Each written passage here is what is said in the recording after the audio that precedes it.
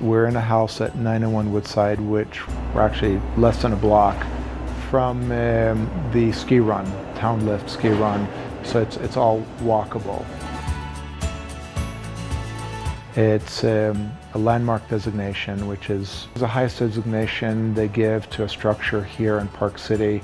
It can be for a variety of reasons, but I believe it's because the house has been relatively not altered. It pretty much is the way it was over 100 years ago.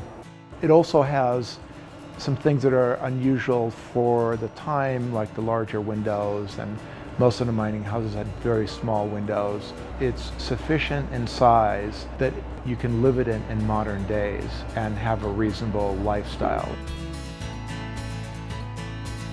So essentially it's a new home with the original facade. The facade was removed in panels, they call it panelizing. So we removed it and stored it off-site. And after we build this house, the facade will be put back on the exterior.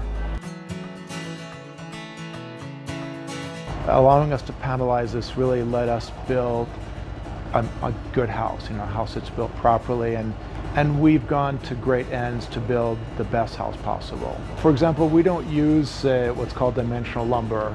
It's not very strong, it's not very straight, it warps. So all the materials in here are of a higher quality. They're called laminated strand lumber. The exterior of the house is sheeted with a foam, a closed cell foam. It has a zip panel system on the outside which allows better drainage of water on the outside between the siding and paneling. So it's just generally trying to use higher quality materials.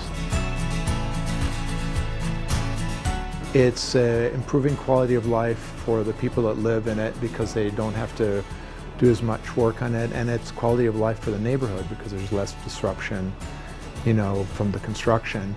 But yeah, you just want it to last longer. It's kind of the right thing to do.